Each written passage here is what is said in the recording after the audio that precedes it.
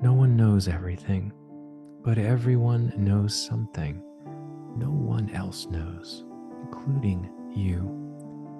Welcome to the other side of things. I'm your host, Dr. Michael D. Mircea, and for 35 years, I've been a guide of the soul. On the other side of things, we explore alternative perspectives on challenging topics, ranging from love, sex, death, and madness to dream work, breath work, and other cutting-edge healing modalities. We live on a precipice as a species, so let's jump in. Welcome to another episode of The Other Side of Things. I'm really thrilled to have our guest here today. We've been in correspondence for over 16 years when I first received a copy of his amazing book, Jung and Shamanism in Dialogue, Retrieving the Soul, Retrieving the Sacred. And he was so kind to read my book, Ever Flowing On. And we have been pen pals since, but we've never really had a chance to converse live. So we're going to have a chance to do that today. So without further ado, I'm going to introduce our guest. C. Michael Smith, Ph.D., is a clinical psychologist and medical anthropologist who studied at the University of Chicago, the Chicago Theological Seminary, and the C.G. Jung Institute of Chicago. He's been sponsored by the IAAP and lectures on Jungian psychology and shamanism for the Jungian Society of South Italy and taught in the third-year analyst training program of the C.G. Jung Institute of Bangalore, India, and lectured for the Moscow Society of Jungian Analysts and for the Russian Academy of Science. He gets around, believe me. He's founder and director of the Crow's Nest Centers for Shamanic Studies in the USA, France, Belgium, and South Africa. He's a teaching member since 2009 of, and I hope I say this right, Cercle de Sages, which I believe he said the Circle of the Wise, and Michael can correct me on that, based in Paris, a circle of 152 shamans from 85 indigenous cultures, and is author of Jung and Shamanism in Dialogue and Psychotherapy and the Sacred. Michael, it is such an honor, privilege, and joy to have you with us today. Thank you, Michael. Hey, we have two Michaels here too, so That's we're back right. and forth with the Yes. same name. But yeah, it's a real pleasure to talk with you and meet after all these years, just passing each other through Right. Right. Seeing Facebook each other's posts or work. something, Exactly. Wow. videos and so on. Yeah, Well, I love your work, and it's been on my radar for a long time. And to me, you were one of the very first people who really explored in detail, in depth, the connection between Jung and shamanism. And I believe it was in Ever Flowing On, but or if we've talked about it, but I often say memories, dreams, and reflections saved my life at 18. I was going through something that I've come to call a soul cosis, and reading that book did two things. Number one is like a figure ground shift, because here was this guy who seemed to be very well respected in the 20th century who was talking about similar experiences, and not as a pathology, but as a gift. And that was a figure ground shift. And at that moment, at 18, I said, I'm going to be a Jungian oriented psychologist. And of course, ended up going off to Duquesne University, which at the time, it still is kind of one of the world centers, at least particularly in US, of phenomenological psychology, and was introduced to so many people you talk about in the book, Paul Ricoeur, and, the dialogic method and phenomenology. And so when I came across your book, it was like being at home. It's like, oh, this is an Italian, right? A paisan, or somebody who truly is a soul brother, somebody who gets my framework and way of experiencing, looking at the world. So I want to thank you for all the work you've done with that, and curious, particularly for some of the listeners might not know what the dialogic method of Ricoeur is, or this bridge building you've done between Jungian psychology and shamanism, and maybe just to share a little bit about it, how you came to it, and make it as accessible for our audience as possible. yeah, sure. Sure. The dialogic method, it grows out of phenomenology and out of Ricoeur's spin on it, because unlike this other great phenomenologist, Martin Heidegger, Heidegger was pulling away from the human sciences, and particularly the Geisteswissenschaften and the Naturwissenschaften, the biological sciences, physics, that sort of thing. And so he had this beautiful phenomenological description of being and gave it a location, what he called Dasein, being there, or Yes. here in the world. Yes. But he was not in conversation with other disciplines. And Ricoeur felt this was a wrong turn for phenomenology. It must seed and enrich and be enriched by the other kinds of sciences and disciplines. And so he was also influenced by Hans-Georg Gadamer, this another dialogic kind of philosopher, I think in Frankfurt, Germany. But he developed this way of having a conversation between disciplines and between different figures in disciplines, even in the same discipline, but kind of an objective way of listening, getting the essence and getting clear on it through question and answer and curiosity, to lift out what the other is saying or what the other discipline is saying. And then compare and contrast that with one's own, offer one's own perspective back on that. And hopefully out of that, both disciplines get expanded or extended. And in my book, Jung and Shamanism, the way I went about this was heavily influenced by Ricoeur, who was one of my professors, was to imagine shamanism as a person. So it could have a conversation with Jung as a person. So the life and work of Jung versus the phenomenology and history of the shamanic experience is laid out by Mircea Eliade, another one of my teachers. Yes. Both phenomenological guys. Yes. And so the book is organized around that methodology. So even where I talk about archetypal possession, spirit possession, this sort of thing, these terms, I remain agnostic as to what their metaphysical status is. I have my own views on that, but nobody knows the absolute truth for sure. And you know your own lived experience, your own concrete, pragmatic experience and results. But ultimate reality is a different matter. Yes. And so I stick with phenomenological description rather than making statements of faith in the book, or statements that are metaphysical. But as closely as I can, I have to use terms that come from cultures where shamanism and psychology have been embodied. So spirit comes out of a very ancient and actually archaic cultural background. It's a Latin word for spiritus, but it's the concept of it is ancient. And these entities in their ancient cultural contexts had some type of objective experience and came in from another world and could invade this world for our benefit or for our destruction or harm. That's kind of the view of shamanism. Without many shamans are also agnostic as to what they are. They just are practical. This entity does not belong here. Let's help it exit the system and close the door so it can't come back in. Right. And Jung called that, when referring to archetypal possession, which is his word for spirit possession. It's a personification, a primordial image. He used archetype in that sense when talking about this phenomenon. So it said an invasion from the archetypal realm like that is a very negative experience and often leads to psychosis. Yes. And so an exorcism, he uses the traditional word, is needed to help it exit and then close the door. In other words, strengthen the repression barrier so it can't come back into the personality system because it doesn't belong there. Right, right. And Jung's this guy's always holding the opposites together, but he draws a line when it comes to an invasion from the collective unconscious or the spirit world, whatever you want to call that. So something that's in the personality system doesn't belong there, needs to go. And there are kind ways to do that.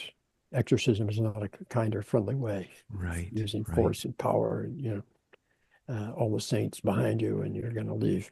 But there are ways to do it that's kind and compassionate, and gives Mm, the invader an opportunity to move to a realm where it can transmute, transform, or it can go back into the darkness if it wants. right, It gets to right, choose, but it can't stay. It's got to right. go. Beautiful.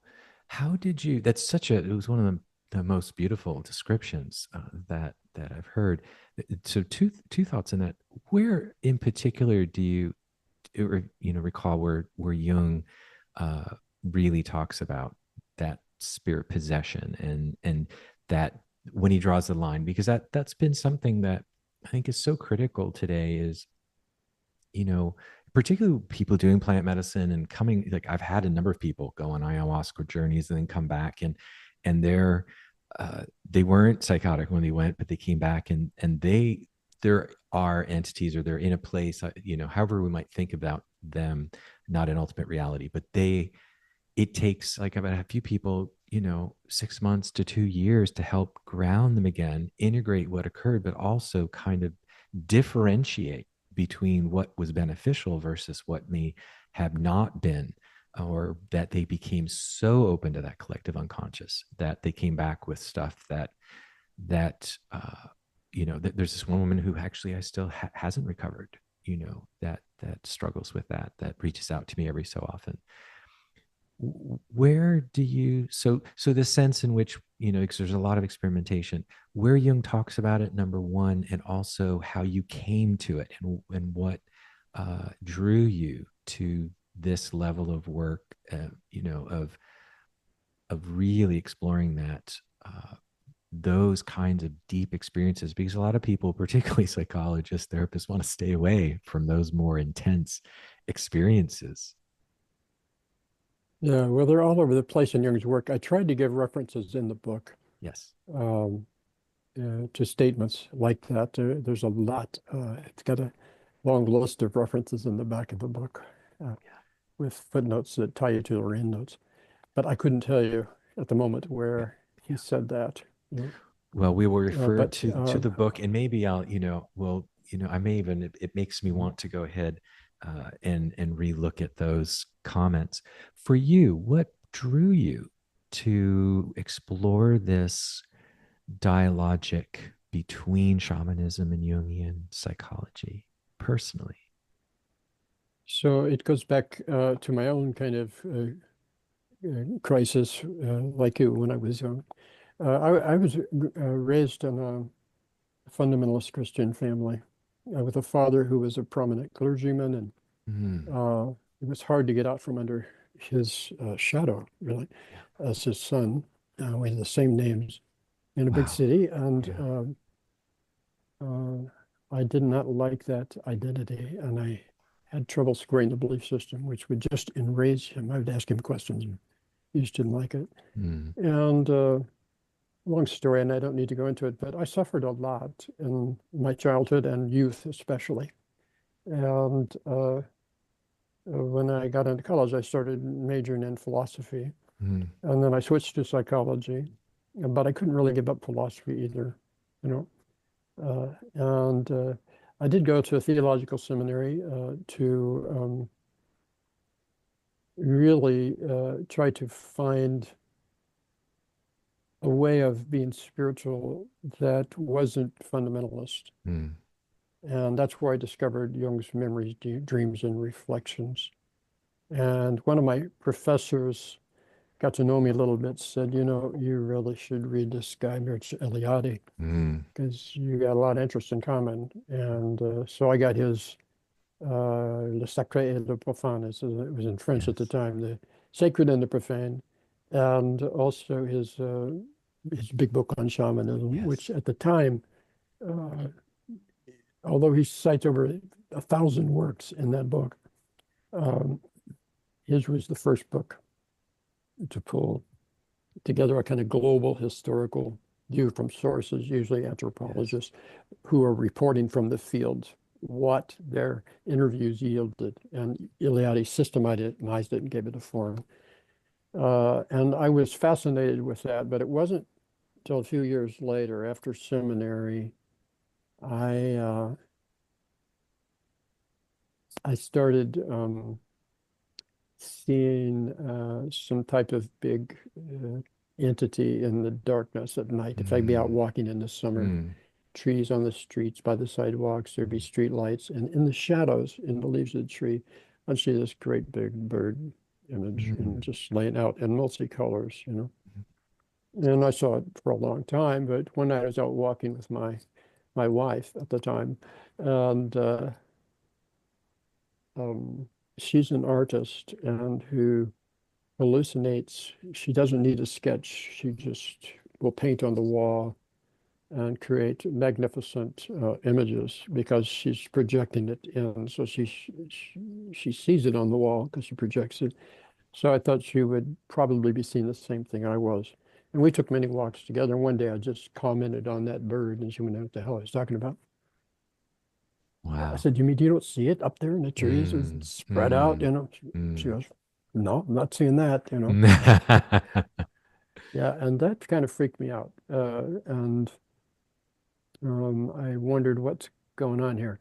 And one day I was driving to my office, and the road exploded. Earth opened up, and Mm, my car plunged into this vast crevice. And there were all mm. kinds of numinous beings there. I don't know what they were. But I remember telling myself, "Look, dude, you're 60 miles an hour on this highway, and you got to pull out of this." You know, and I Mm, did.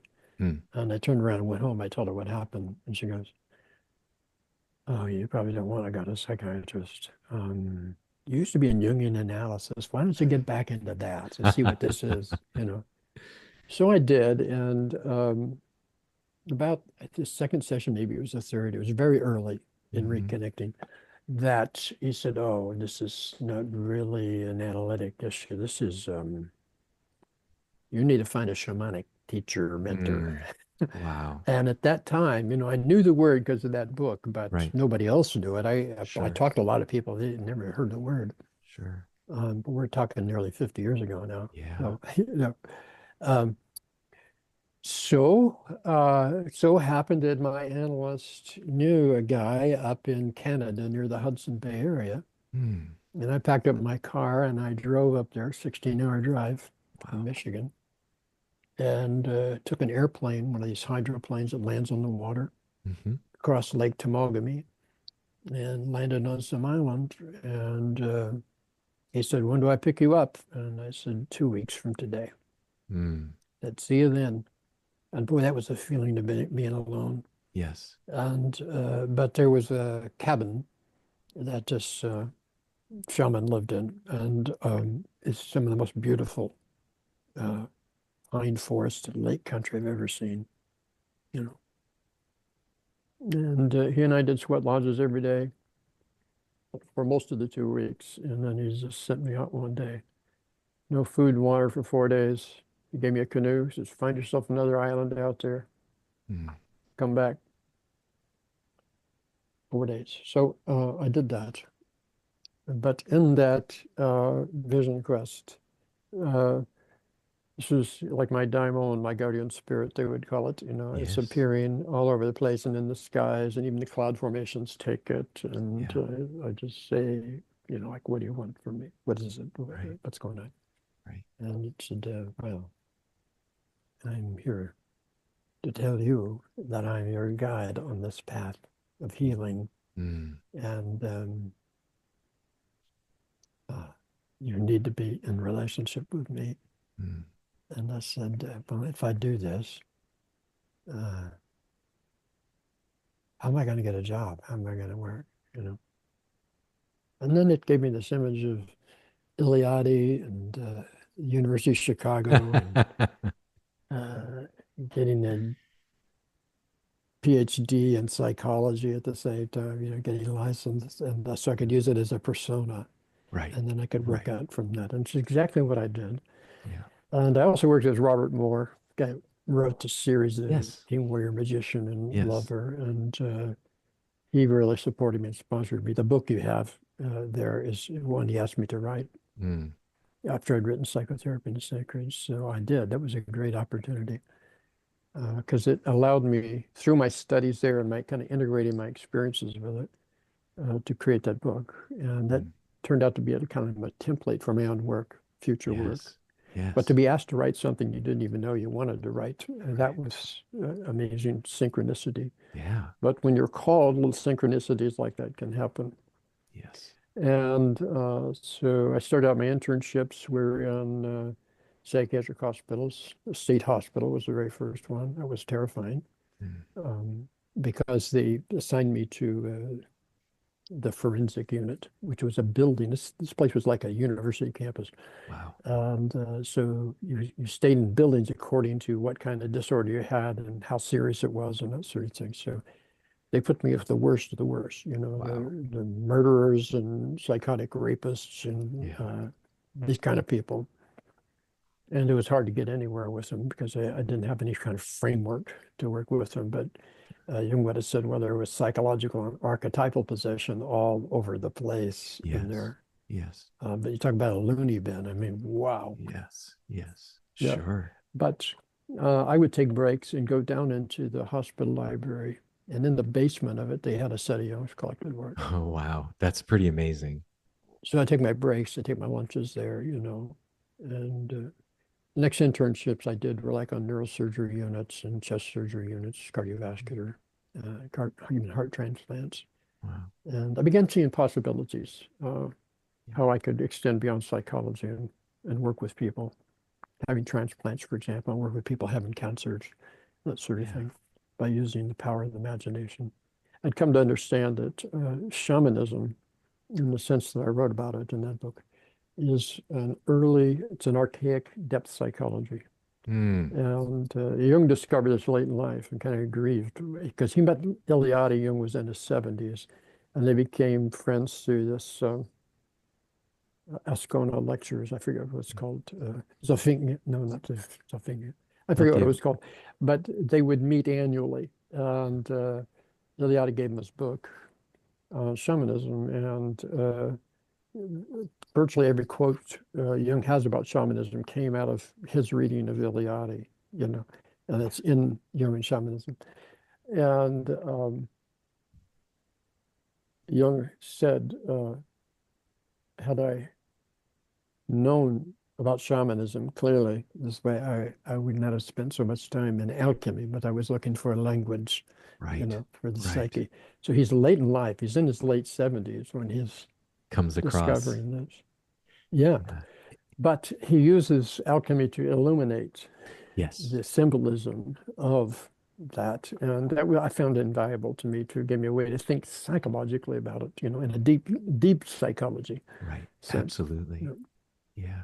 Yeah. Wonderful. Thank you so much. Especially the personal journey that brought you to this dialogic between the two, because it's really moving to hear and helps, I think, anybody out there, this idea of calling and how these experiences, I love Michael Mead was a couple months ago on our podcast and talk so much about how these twists of fate, if we're not living our destiny, the twists of fate are those things that are going to move us back towards what our deeper destiny is if we allow it to, Or break us or down. break us down.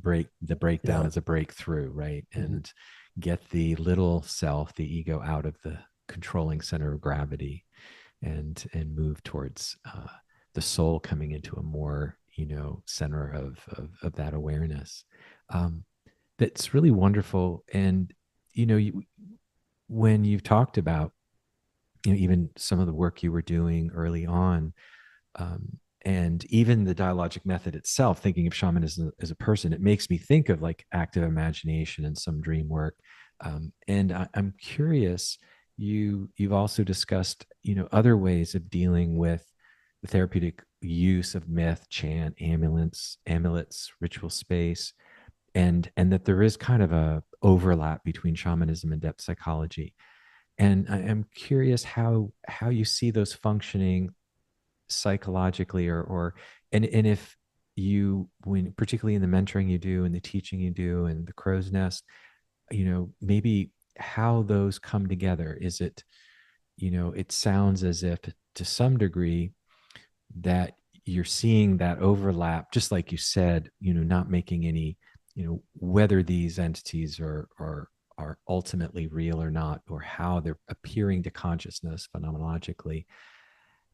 Like when the difference between, if do you work therapeutically, psychologically versus shamanically, or is it so interconnected when you're working that there's really no difference at this point?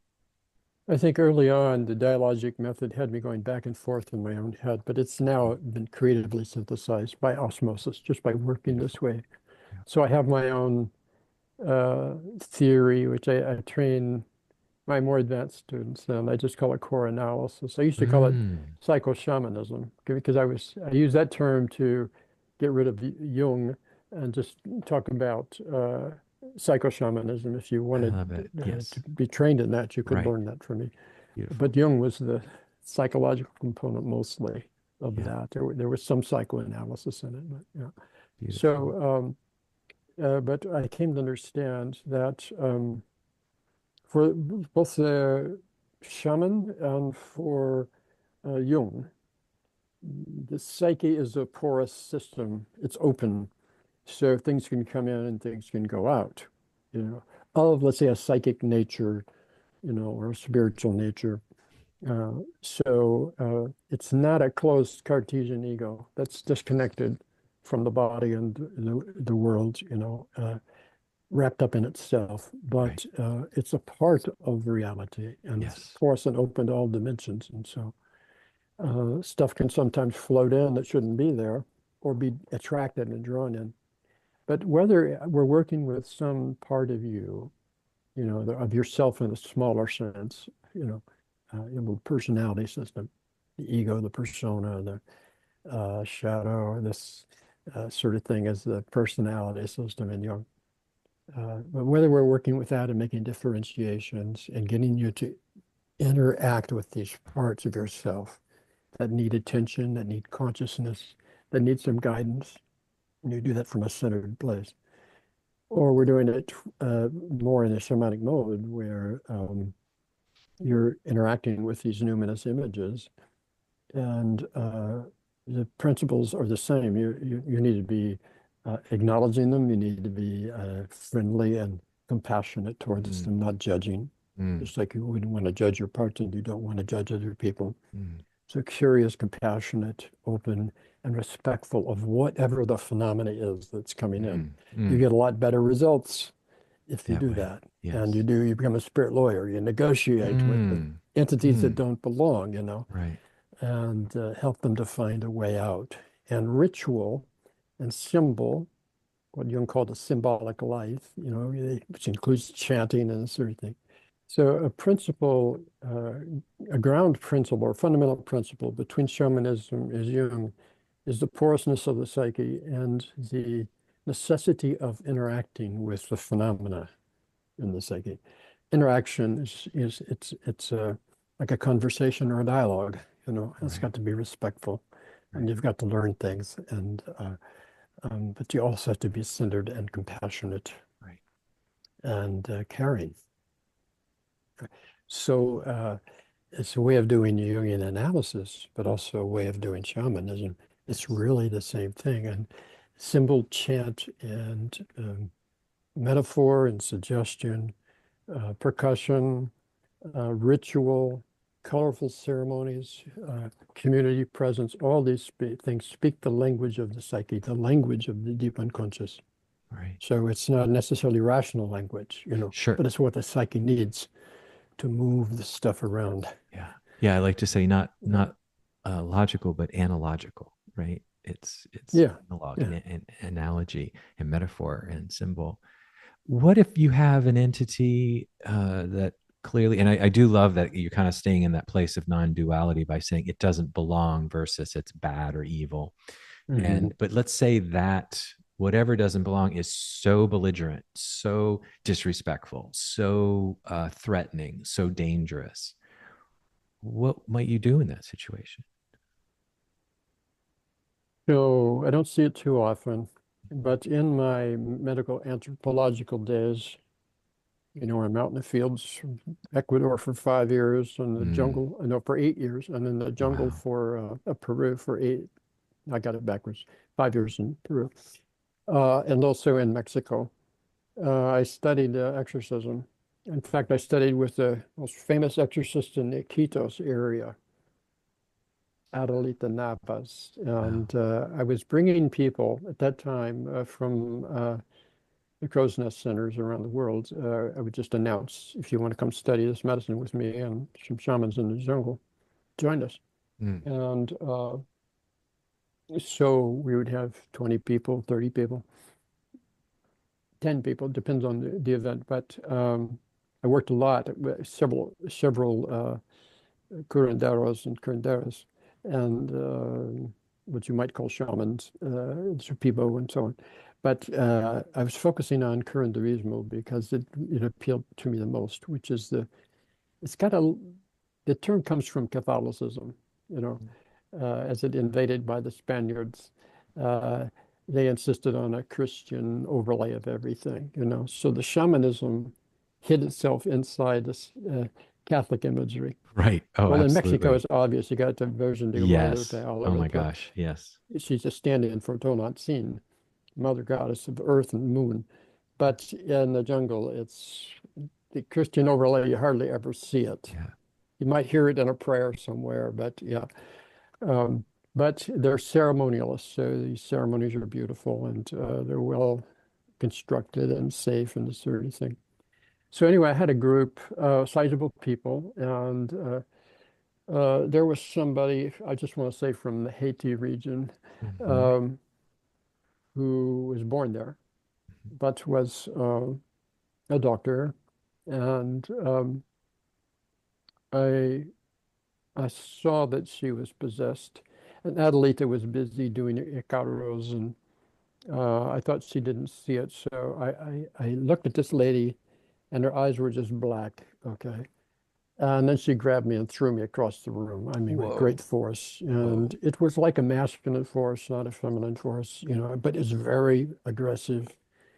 And I knew she was possessed. And I turned around to ask for Adelaide's help, and she's already coming with a bucket of cold ice water. So she Mm. knew it. And, you know, and these entities don't like the body to suffer like that, you know. So it exits immediately.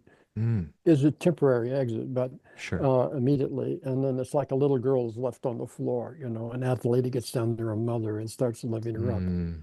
Now, exorcism is not a loving approach to Right. the other, Sure. you know, but if you have a life-threatening possession, sometimes that's the only option. And I've used it, you know. Hmm. Um, I see a lot of possession in Europe, not so much in the States, but it is here. Yeah. Uh, and I do work with it, but I think Europeans are more porous, more open, especially Yeah. those around the Mediterranean area, Yes, for sure. you know. So anyway, when we have a Middle East, and as I was saying, in the Middle East, I had a big workshop, um, and it's a sacred breath workshop, but we have a pretty strict psychiatric set of forms you have to fill out to make sure uh, that people that are diagnosed schizophrenic and this sort of thing, or they're bipolar and they can be at risk in this. And I do work with bipolar people, but we do some sorting out beforehand, and so we get a psychiatrist on our side and a family ready if this doesn't go well to support this person, Hmm. get back out of their manic state or whatever it is. But anyway, this person had lied to get into the workshop. Mm. And then I was taking a break, but the breath work was going on. And I take these little breaks like 10 minutes because they last 3 to 4 hours each, you know. And we all take turns taking a break. So I'm on my break and I hear some screaming, and you hear it in the breath work all the time. Sure. But this was like one person and it was not stopping. And finally somebody came in to get me and said, we don't know what to do. And well, I looked at him, I said, he's possessed, and take him out of the room, you know. And I have like 7 or 8 people on the floor to keep the breath work going. Okay. But he was so loud in the other room that it was disrupting the breath work. So we put a pause on the breath work, which lasted about an hour and a half. So people could go back to their rooms, they could take a walk outside or whatever, and then would resume. Um, and one of my students was good at exorcism and he wanted to do this. And I said, fine, do it. But if you have a problem, let me know. I'll come take care of it. So that's why it took about an hour and a half. But I'd learned in the jungle what to do, and he wasn't getting anywhere. And when I walked into the room, the patient was laying on a bed, and his eyes were black, wide open black. So they dilate so big it looks like you got black marble eyes. And I said, so what's the story? What do you know? And he says, he's possessed by an Egyptian deity that wants something from him. And he says, I've tried everything, and the entity won't leave. So I just got my face right over the bed and looked right into the eyes of this entity. I said, look, you're ruining my workshop, and a lot of people are being harmed here because of you, and you've got to go. And it didn't seem to be fazed by that. And I said, well, here's what I'm going to do. I've asked the cook, we have a chef that prepares the meals for everybody. I've asked him to bring me a baster, turkey baster with ice water in it, which I'm going to shove up your ass. And I've got a bowl of raw meat here, and we're going to eat this. Or you can just go. And there, it looked scared, and I knew I had his attention. But then it kind of got cocky and came back. And so I said to Luca, he was the exorcist guy. Luca's almost 7 foot tall. He's a big guy, muscular. And I said, Luca, take him to the shower. I wasn't going to use the turkey baster. That was a threat. Sure.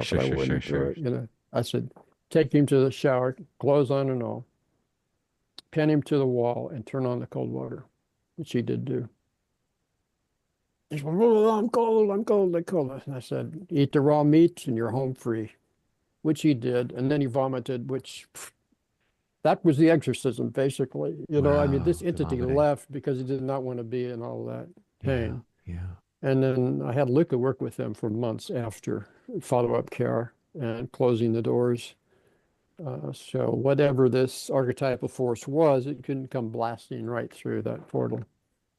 And this young man said to me, he said, he's just been all over Western Europe looking for somebody that could get rid of this thing, So he'd lied to get in my workshop. Wow. This is what Jung would have called archetypal possession, archetypal primordial possession. image. So, and again, you would not take the position it's evil in any way, but that it doesn't belong and needs to go somewhere else. Right. Actually, I was dispassionate about it, but I knew I had used the warrior energy approach because it could be life-threatening. Sure. I mean, we were trying to decide, and in France, you don't want to do this. You call an ambulance, you're calling the police. And the government doesn't like shamanism, so, you're opening a can of worms. So I was really in just kind of an executive position, not a mean position, But we're doing a workshop here, sacred space, you don't belong and you're going to go. So that's more forceful than I usually am, because usually I'm very kind and compassionate. No, beautiful. Thank you so much. I mean, it's a good segue to,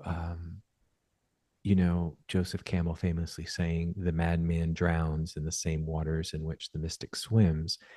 And, what qualities and practices allow someone to swim versus sink and these non-ordinary states of consciousness? I mean, I certainly know, because I have worked with I'm, shamanic breathwork facilitator. I studied with in fact, what led to my first vision quest was working with the Foundation for Shamanic Studies. And, that was that experience, and working with those workshops were really powerful in beginning to open, because I've had, since I was a child, non-ordinary experiences. The veil between the worlds has always been very thin for me. And then a near-death experience at 7, even increase that much more. So I've often said, could we give, how do we give people swimming lessons? We're talking about, I guess, if you could also differentiate between what we've been talking about, which is like spirit possession versus simply drowning in the same water. So would you say those waters are simply, not shouldn't say simply, but archetypal, kind of collective unconscious waters?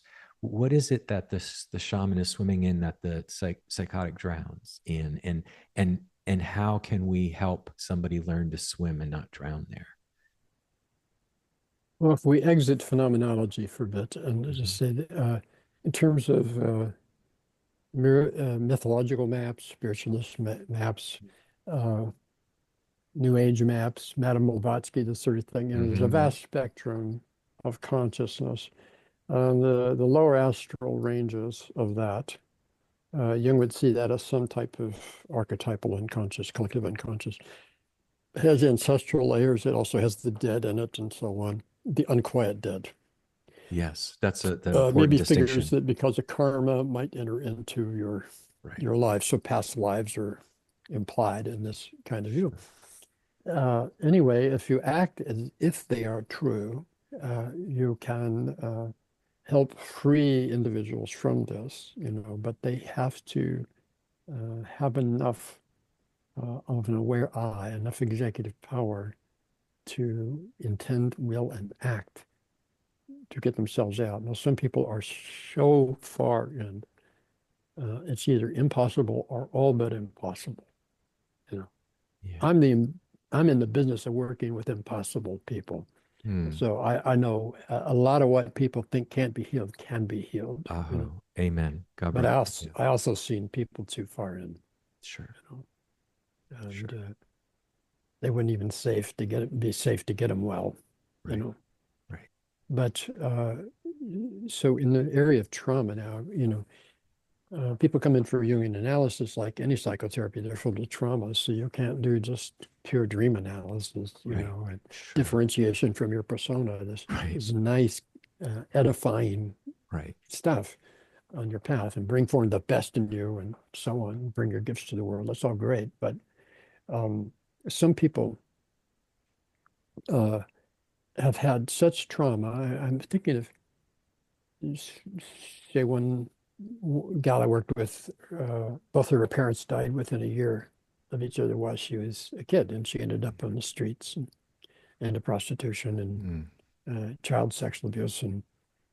Um, and when she came to me, she was seriously ill physically, you know, Yeah. Sure. and ultimately would die. But I did quite a few depositions on her, helped her get better, and saw her come forth. And I wish she would have made it in some ways because uh, in some ways, she was ready to go, but she needed to make peace with herself, peace with the divine in some Yeah. way, and clear herself of a lot of, let's say, archetypal energies that were destructive. Yes. And we did that. And she was a beautiful person, and a very gifted, creative artist who touched many people, many lives. But this was a burden from her past and really from her ancestry and the Holocaust in Europe. So there's a lot of stuff coming in. There are layers to the collective unconscious Yes. that are ancestral.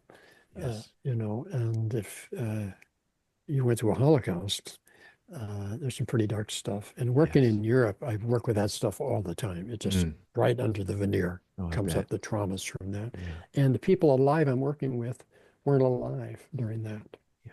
But you they're know. experiencing it. It's kind of like family And their grandparents constellation. were, though, and their Yes. grandparents, would talk about it. And then there's a dimension, a porous dimension in the psyche where the burden of the grandparents can come through and infect Oh, the children. And so they absolutely. inherit this, Yeah. yeah. I definitely experienced that myself, on both sides of my family. And it reminds me, I've done some family constellation work, which has been so powerful, which goes Yeah, back yeah. 3 generations, but, we're talking Yeah. about it can go back much further.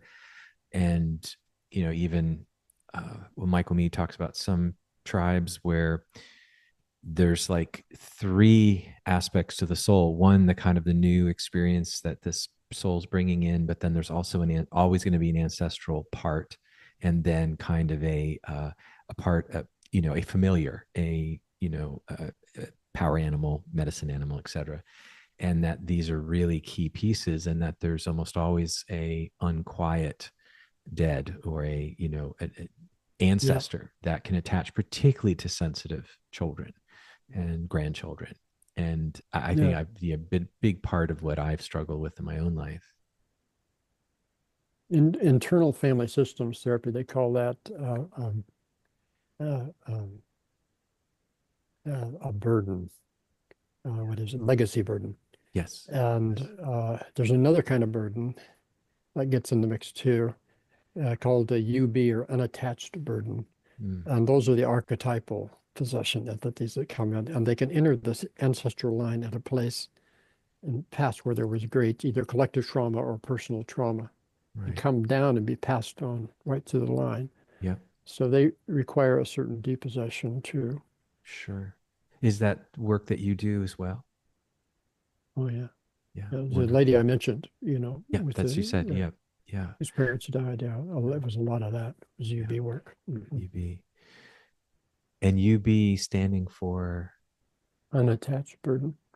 unattached So an burden. attached burden is attached to the people in your line, and it's attached to parts of you. Unattached burden is an entity that comes in and it's free floating. It can attach anywhere in your psyche it Mm, wants to. mm, It's not necessarily come in through your ancestral lines. It might have come in from the community you're living in, right. or through recent trauma that you had. Vulnerability, uh, heartbreak. These are places where there's a portal opening Right. for that kind of archetypal energy to invade. Right. Yeah. Yeah. No, that's so helpful. So, we've talked about, and you've said, you've used the term shamanic, psychotherapeutic, or psychoshamanism. But you've also used the term postmodern shamanism. And I'm curious how you define postmodern shamanism and how that differs currently in your mind from traditional shamanism. Okay, so this is the term arising out of philosophy, basically, Yeah. postmodern. So the modern world, uh, it's been around for a while, for more than a century. Um, it depends on where you want to draw the line, but I would say by 1950s and 60s, we're smack dab in the middle of it. Mm-hmm. And when you were in school and when I was in school, there were philosophers, like Michel Foucault and Jacques Yes. Derrida, and Gilles they Deleuze. were, Yes. yeah. Think about Foucault and Derrida, as they were both homosexuals. Mm-hmm. Uh, Foucault was put in a psychiatric hospital, basically imprisoned there because of his homosexuality when he was a teenager. Mm. Derrida from Algeria, but later lived in France and then Canada and US, also had struggles with the kind of discrimination that went on uh, for homosexuals at that time. It still does, but Sure. uh, they both saw that modern society needed to let go of um, binary oppositions that were imposed by tradition. So God, the book, the center, they tried to cancel all that because these established kind of power dominant hierarchies Right. that repress parts and repress people. And then they wanted to cancel modernity and go postmodern, Right. Right. which meant taking all the binary opposites, communism, capitalism, male, female, right on down the line, any polarity you could name, okay, and pull it apart because wherever they're joined in a binary relationship, they're repressing part of human nature and Right. experience. The full So to spectrum. free up, Yeah. The multiplicity, yeah, the to free us diversity. up, Yes. yeah. So that's the postmodern agenda. It's kind of it really influenced the arts and literary criticism and so on. Its deconstruction was useful. I enjoyed reading it, but I didn't buy it. Like Agreed. Jung keeps a center. It's kind of an empty center where the numinous comes in and the guiding wisdom. But well, here's a third thing. Between these binary oppositions, there's a third, and that third uh, lures you into holding those opposites in tension. Yes. Not turning them into polarizations where Right. you got to be either male or female or heterosexual or bisexual. Uh, in the kind of pairs of binary opposites that Derrida laid out. He laid out hundreds of them. It's like, oh my God, no wonder we're so neurotic in our Right. modern Right. civilization. Yeah. So postmodern, for me, I'm a reconstructive postmodern. So Oh, there are things in modernity I like. I like neuroscience, for example. I like nuclear same. physics, Yes. cosmology, and I like democracy when we have it. Mm. I like air conditioning. I like this technology we're using right Yeah. now. Can you hear me? Yes. Can Are you you hear with me me? okay? Yes. Can you hear me? I think we had a pause. Yeah. Synchronicity, isn't it? Okay, so there are many good things in modernity. So I don't want to throw that out. There are also many good things in the past that modernity rejected. Shamanism would be one of them. There's lots of creative healing resources in shamanism that we want to retrieve. But if we retrieve them, we're going to have to update them in terms of modernism and in terms of technology and how our world is today.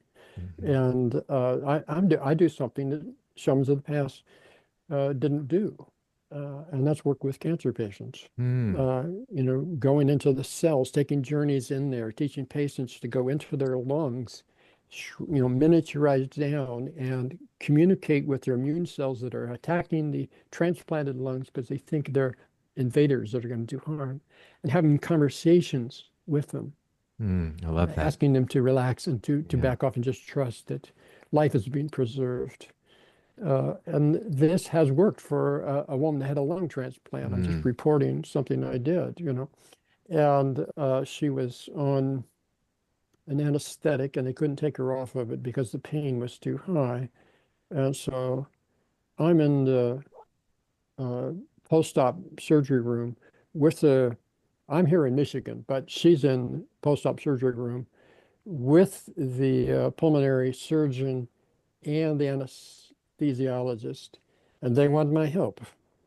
That's Do awesome. what, if you can stop this pain, stop it Right. because the anesthetic will kill her, you know, Mm. this Right. new set of lungs. So we need Right. her, yeah. That's beautiful. So, so I'm just moving back into my shamanic state of consciousness. And I can see that, they open the rib cage lungs and you pin them back. And I can see that energetically there's tremendous pain there. So and they can see me do it. I said, I'm just grabbing your, and I forget the bones. These backbones, and I'm just going to flip them up Mm. like that. And her pain stopped like that, went to zero. Wow. And then she also had pain from gas uh, caused related to the surgery, you know, and she couldn't go. She constipated because the painkiller they given her caused the constipation. Hmm. So I'm reaching for your belly button now. And so you go clockwise with it, starting from the navel, and you spread it out. I learned this in Mexico from a curandera. Mm. And I'm coming around, and I'm just going to flush it out right through descending coming. Mm. And immediately she exploded. They got her on a bedpan, and my job was done. Wow. But And uh, this was remotely? yes, we're on a Yes, screen just like we remotely. are now. Yeah. So my half of the screen, you see me. On the other half, I see them, you know. Well, So, and the whole thing took maybe 30 minutes, wow. Well, to get the sense of what's going on. our guest last month, we actually will be posting this week, Sean Blackwell, he does not only breath work, but what he calls surrogate breath work and distance surrogate breath work. And, had described some very similar things. And part of that is he's actually talked about, he's differentiates tribal shamanism and new age shamanism, which he's not saying in a pejorative way. Kind of this kind of more uh, ecumenical blending of many different traditions. But then he also talks about quantum shamanism, and that this non-local capacity, that is with the new technologies and other things. And I love that you said, because I'm also my dad was a PhD chemical engineer. He wanted to be a physicist. So I'm big into, David Bohm and the holographic or holo movement of the universe. And actually this new guy, Federico Fagin, who talks about panpsychism, quantum panpsychism, where, for him, the qualia, you'll like this as a philosopher, because I was a philosophy major, and one of the reasons I went to Duquesne was I felt it was like a combination PhD philosophy psychology. Our theory of personality course was a year of Heidegger, and we had I had courses on Derrida and Nietzsche and Deleuze and Guattari. So this idea of that there is the qualia for Federico. The qualia is actually in a quantum wave outside space-time. That basically that what we are accessing in our first person, here as phenomenologists, right? Our first person experience is what is actually non-representable in space-time. So as soon as you think or talk or say something, it starts to manifest here. But he's a physicist that he's got a lot of this math as well to support that, matters emerging out of consciousness, not the other way around. Kind of like a Buddha saying, Consciousness is fundamental. right? So Consciousness we is have coextensive with space. we have since the 17th century a materialistic or physicalistic monism. Yes. That rules science. Okay, Yes. that is now breaking down in quantum physics because at 10 to the minus 33 to 35, the Planck scale, space-time collapses. So Yes. Einstein's math is of no use beyond that point. Yes. But there's a guy, Donald Hoffman. Yes, I know Donald's work. Yeah. He was got his PhD under Marvin Minsky at MIT in artificial intelligence and in cognitive neuroscience. He's now at the University of Irvine, and he's done now hundreds of mathematical tests using Markovian algorithms and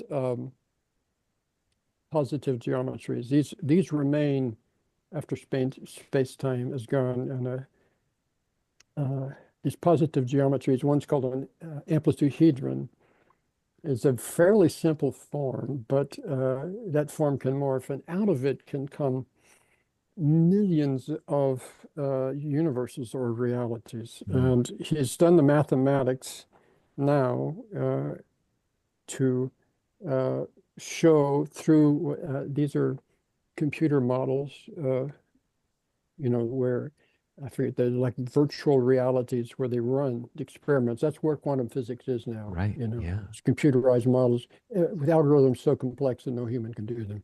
Right. The computer can run the sequence. So what they're looking for is a scatter from the geometric form that can form a boson or a boson, neutron, and so on.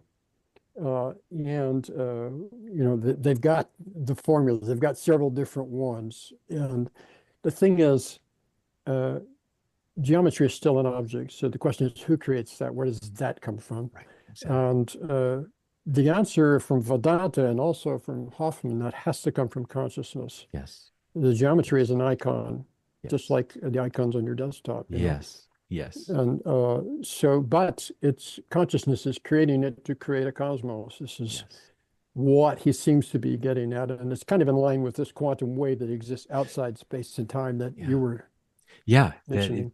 Anyway. Yeah. No, that's beautiful. I like the metaphors of science too. And so postmodern shamanism is updating itself and extending itself by getting into the medical sciences and neurosciences, the cognitive sciences, the physics, and so on. So you asked, to answer your question, what do I mean by a postmodern shamanism? Well, it can weave, and we are updating it. Yeah, it's update. It's 3.0, 4.0, where it's a new version, which and that's where Sean was using the word quantum shamanism too. That that's beautifully put in Fagin, Federico. That's very similar. That I'd love to have him on the podcast, because basically also a lot of what Hoffman and him are talking about. I mean, Husserl described, because Fagin kind of says, it took him so long to finally realize, which is funny because it's in Husserl's Crisis of the European Sciences, that basically objectivity is intersubjective verification, and consciousness is always consciousness of something.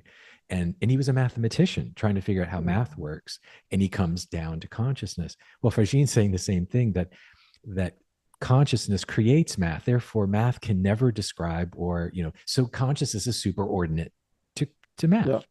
And Yeah. just, it's so obvious. And yet here, the beautiful thing is that you're having the scientists, where we are finally, like you said, dissolving this, what is really scientism. It's the religion of materialism and reductionism.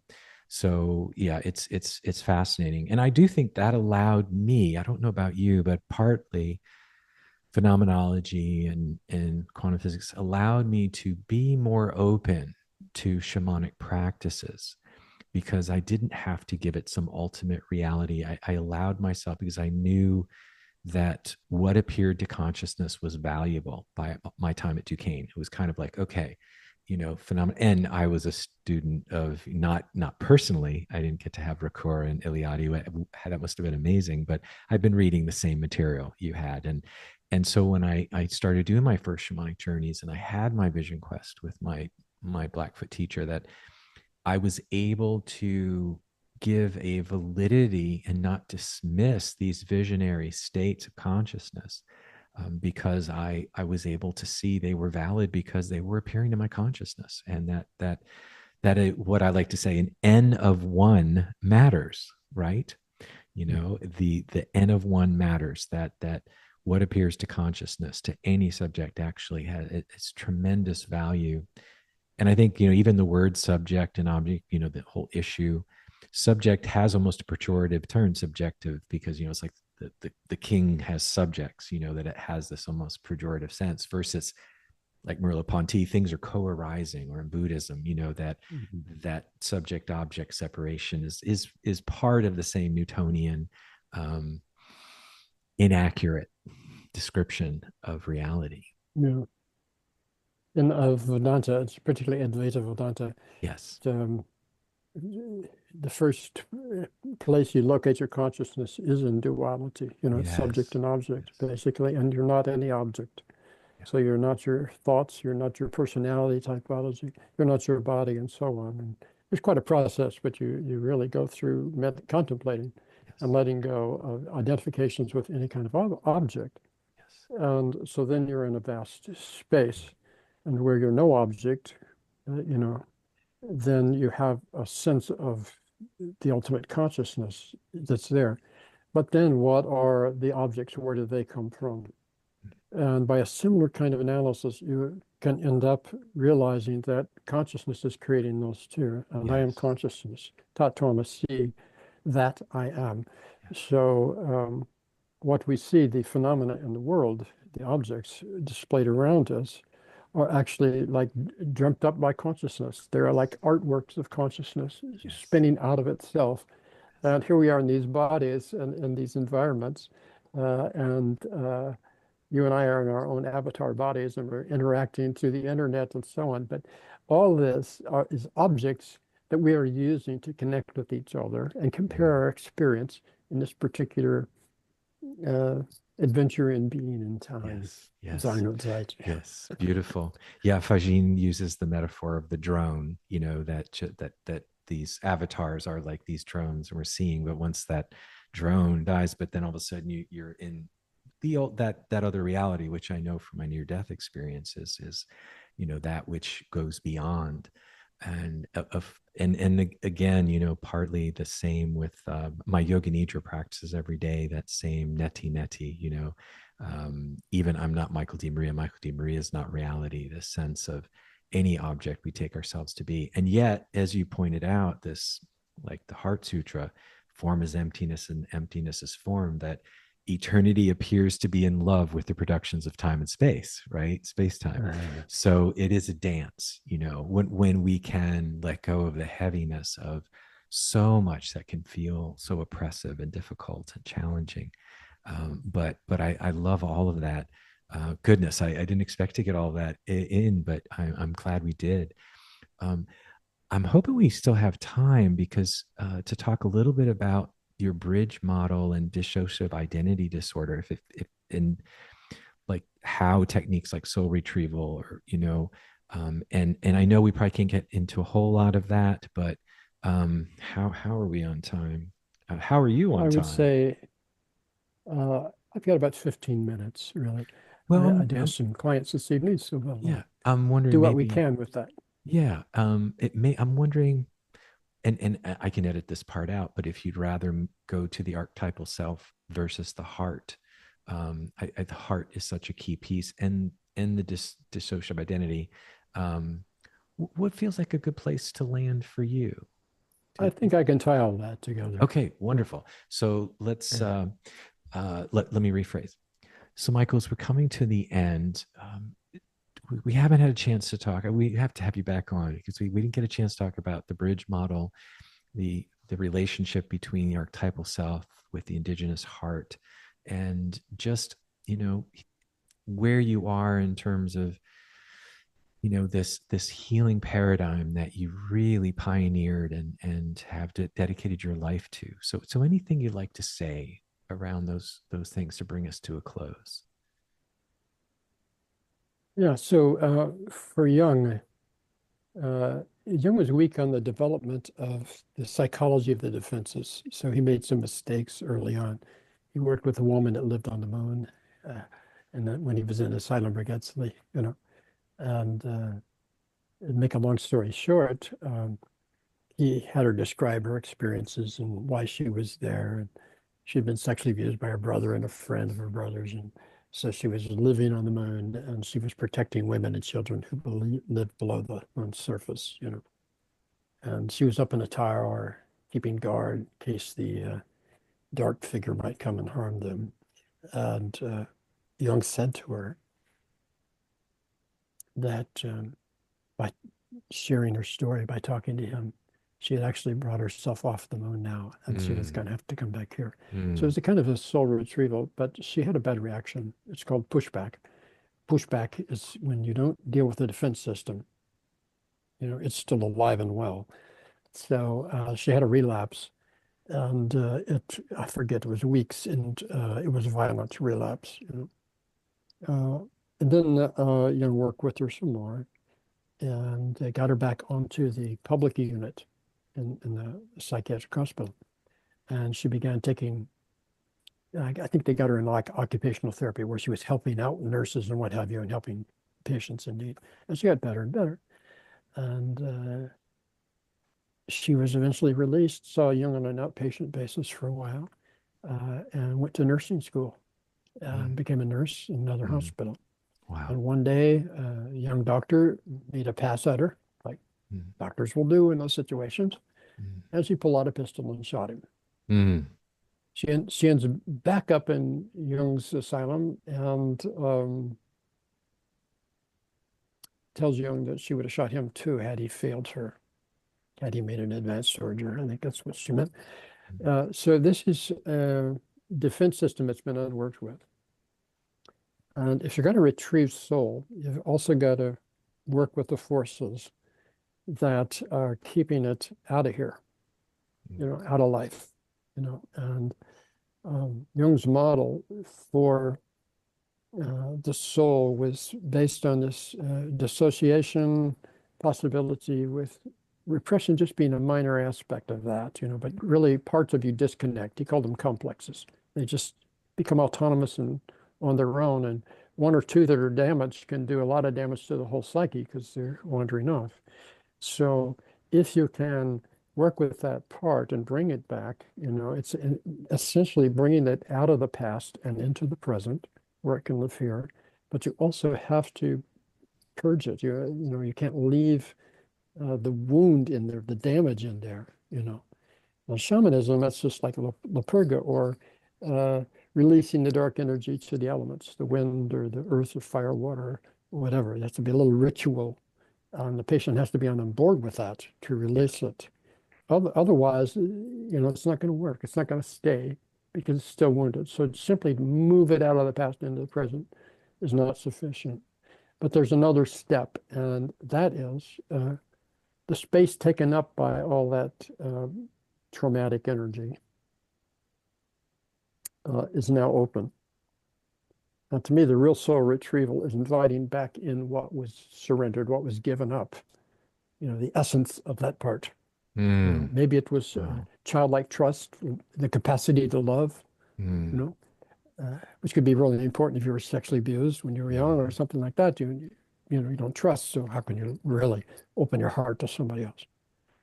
So that would be my kind of take on what soul retrieval looks like from a Jungian perspective. And Jung laid the language. He had it pretty right. He's been updated not just by me, but other people that have looked at that. And have made contributions to it, so that the defense system is like an immune system. It's psychological, psychic defense. Okay, and it's trying to repress or dissociate whatever to keep you as a person from being overwhelmed so you can't function. So it's criticizing, it's rejecting, it's telling you don't want to go there, you don't want to work on this stuff. That's what good can come from that. There's just pain down there. So the defense system is like young parts, maybe children or teenagers, and they're just trying to help by pushing it away, and it doesn't really work. Yeah, right, sure. Yeah, right. So it can keep the person locked in hell. So they have to be worked with too, and also allowed to repurpose themselves. And what you do is you really invite them to experiment with you and relax a bit and see if this effort to health can really hurt. And say, I think it really will. I've done this with a lot of people, and it seems to do the job. And just think, if this person doesn't need you to be the protector all the time, you're free to do whatever you want, man. You can create, you can play, you can be an artist, you can support her own artistry, whatever you want to do.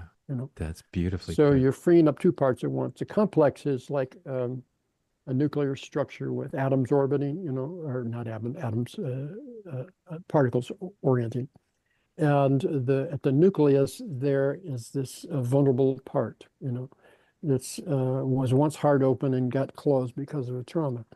And so the healing of that allows these orbiting protectors, defense system, to repurpose themselves so that that cluster, that complex, is no longer necessary to be like that in this autonomous, painful way. Right. Beautifully put. You just poetic. To work like I just said, you really have to be in center. Your heart has to be open. You'll know you're in center too when. So you're in the right zone to do this work when your heart is open, and that's being in center.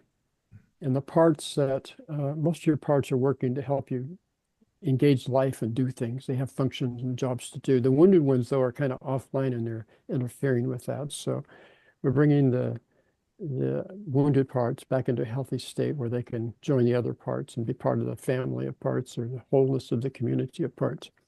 So for the therapist or the shaman, that person has to be centered, and equidistant from all the parts and not judging, not taking an issue. So it's not binary. It's not saying you're good, you're bad, anything like that. Right. It's compassionate, and it's present, and it's curious, and many other things, has clarity. So you're bringing this to the patient or the client, and to its parts, this attitude, that you are. You're not just believing in it, you are being it. Yes. Yes. So this is also living from the center, So those are phenomenological ways you can know that you're in center. When you're reactive, when you're judging, when you go, oh, I think I have a part like that. So that's a countertransference reaction. All these things pull you off center, so you have to kind of guard from that, but being in center. And this is an idea I got from, not from Jung, but from shamanism. Mm. It's big in Eliade, it's big in Jung too. But is that the center ultimately is the heart. Yes. Yes. And it's the heart of anything, heart of the universe, heart of the community, heart of a ceremony. It's the heart of the individual. And when Jung was getting his own psychology, he had this Liverpool dream where he saw himself coming out of the darkness with other people from the valley below into a city on the top. And there were like 4 quadrants in these streets, and the people were coming in. But everybody was going some other place. Jung was attracted to the center where there was this gold light radiating. And when he got there, he saw, oh, it's a magnolia tree with orange blossoms. Mm. And it's got radiant light. And Jung said of that dream, I knew I had arrived at the center. Mm. And you can't go beyond the center. The center is the thing.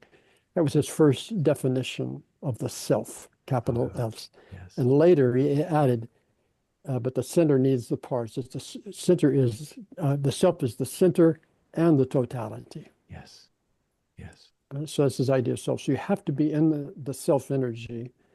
And it turns out that the ego, which in his, I think, volume 13 or 14, the collected works, where he's doing alchemical studies, describes the ego as it's an aware I. When it's an ego complex, that's parts clustered around it and blended with it or merged with it. So that has to be opened up and differentiated. But when there are no complexes that are that the aware I is identified with, then you have pure consciousness. And that is like a ray of the sunlight. It's completely sun. It's all made out of the sun, but it's just one of the rays. Yes. There are many rays coming out. And the self is like the sun, and the self in you is this ray of light. Now that aware I has agency. It can act, it has executive function. So it can intend, it can will, and it can take action to embody its vision or its choices in the world, So this is at the essence of Jung's psychology, is if you want to help people, you yourself must be open like that, as pure conduit for the self. And we'll talk about what is the self. That's Jung's God term. Yes. Okay, Jung's a phenomenologist too. Totally, totally. Even describes, phenomenal ion and the phenomenology of the self. Yes. His answer to Job is a theological work, psychotheology. Yes. But that was because he was trying to heal these opposites. So he's designing a God image that doesn't polarize. Right. But Jung was not at all interested. Jung was not interested in your theology or your beliefs about your experience. He wanted to know what you experienced. Tell me. For sure. Because for him, the sense of the divine was numinous. So it was either, the mysterium tremendum et fascinans. It's either a mystery which attracts you to it.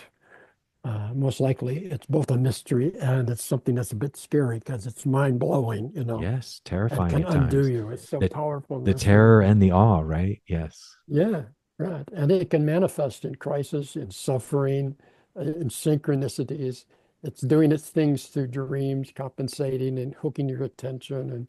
And symptoms are other clues to it. And relationships, the people that are attracted to you and that you're attracted to. All this is under the power of this self, this God term for Jung. So it's, and he modeled it off the Hindu Atman, Yes, and there's for a sure. Paro Atman or Brahman, Yes. And but that's as far as he would go. He just didn't want to speculate further on that. Just leave it there. It's the experience of the numinous. He said that's the real therapy. Right, right. So, and to be there, you have to open your heart to it. You have to be at the center, and the shaman brings that in, Might be a sacred fire, might be some totem that's sitting there, it might be in the regalia, probably it's in all of that, but you have to establish the center. Yes. Beautiful. Then you create a cosmos and a safe container around which transformation can happen. And I notice when I'm in center, I just feel utterly confident. Yes. I may be humble in not knowing what to do, but I just trust it's going to come. Whatever I need to do will flow through the center. Beautiful. Thank you so much. It I reminds hope that me. tied that question up. Yeah, That no, was my it did. aim. That was wonderful. It reminds me, my first flute teacher said, the flute maker takes the heart of the wood of the flute out, and the flute maker must put the heart back into the wood to make it sing. And I it, worked with African shaman, Australian, Native American, ask them all, what is the most powerful form of protection? Or like, you have this different ones would have talismans and other things. And each said a pure heart, coming from a deep heart-centered purity, and that's the real power. And I've been in situations where I bring myself into that heart center, even if I'm feeling threatened or overwhelmed. And sometimes I can feel like the Grinch, who stole Christmas, and all of a sudden its heart grows and you feel that kind of expansiveness. And it's Yeah. certainly in so many of the Hindu traditions, and also Vajrayana Buddhism and Tibetan Buddhism. The Vajra is this heart center. They say the most indestructible force in the universe is the Vajra, is this liquid crystalline center of the heart. And it's and in the yoga, from my yoga nidra practice, and that is one interesting thing for me, where Jung didn't get to the point of emptiness, like on Atman, and what Buddha brings into the emptiness, allowing even that, it seems like this other spaciousness that begins to open at that center. But I know that would Actually, take Actually, Jung does. So if you look at the Red Book, yes, towards the end of it, yes, there's the seven sermons of the dead, septum yes, sermons yes, ad mortuum, and there the pleroma is the Buddhist void, the yeah, emptiness. Okay, yeah, the you're right. creatura is the emanation, the Yes, creation. So that's where deity that's appears, wonderful. But Thank you. Yeah, no, that's absolutely right. uh, The seven sermons of the Jung, dead. this is well documented. He Yeah. was a student of Meister Eckhart and this cobbler, German cobbler, Jakob Böhme, Yes. Yes. uh, made shoes and was an amazing mystic. But both of them were non-dual. Everything comes out of the void. Yeah. Mystics. Yes. Uh, True. yeah. True emptiness, and that So seems that like was that. important to Jung, and Jung got his idea of trying to hold these opposites together, holding them all Yes. together, really from that European mystical tradition. Tradition. Yeah. No. Beautiful. Mhm. Michael, you're such a wealth of wisdom and experience. And for listeners who want to know more about your work, get in touch with you, read your books, find a little bit about the Crow's Nest retreats, how can they get in touch with you? Crowsnestshamanism.com. That would be the best one. Yeah. crowsnestshamanism.com. I'll put a link in the description as well. Any final Yeah. words before we finish up? Oh, I want to thank you, Michael, for the opportunity to explore some of these topics. A lot of these are out of the range of the usual podcasts that I Yes. do. Yes. So I enjoyed going into territory that I don't usually Yeah. Well, talk about. well, I'm so grateful for all of our share, and same. That's why I would like to do these long form, chances to get really deep into it and explore a lot of other things. So I do a chapter so people be able to jump around where they want, and it's just a joy to have you here. And truly, might Nice. have to have you on again. But thank you so Yeah, much, Michael. It's been such a privilege and honor. And to our thank listeners, you too. thank you so much for tuning in to another episode of The Other Side of Things. And we look forward to seeing you next time. Thank you for tuning in to The Other Side of Things. I have been your host and guide, Dr. Michael DeMaria. You can find out more about my work at michaeldemaria.com. Explore the books, music, and online programs and films. And we'll see you next time on The Other Side.